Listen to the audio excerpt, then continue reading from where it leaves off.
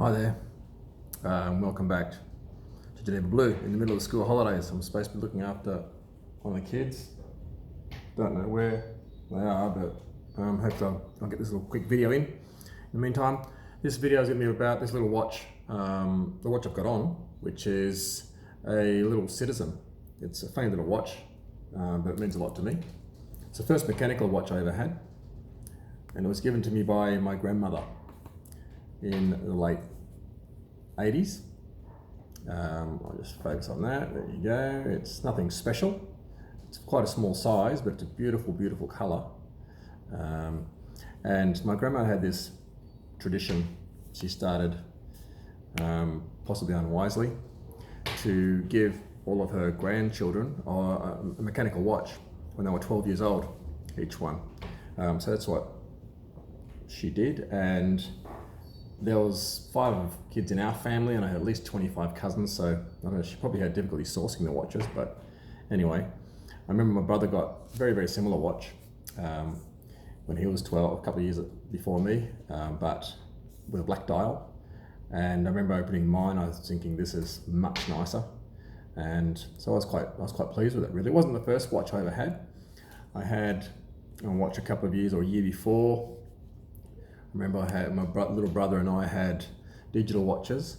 They were Casios or clones, cheap clones. The best feature of which was they had melody alarms. Mine played the Yellow Rose of Texas. I think his played Waltzing Matilda or something. Don't know what happened with those, but they were pretty dodgy watches. Probably got drowned.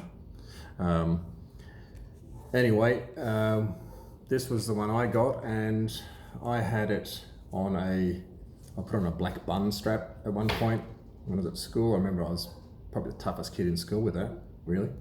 And it survived the years. It's obviously has a plexiglass glass with a few cracks in it that didn't survive.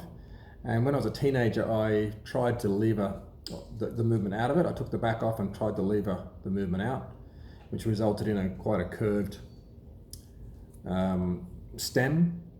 winding stem.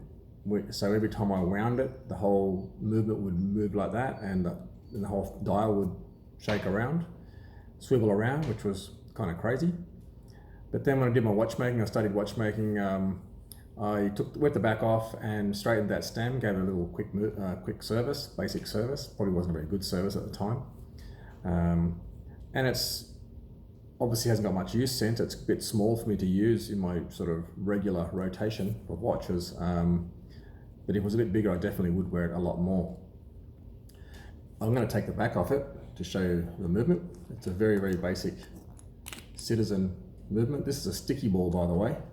Everyone should have one of those if you're going to muck around with watches.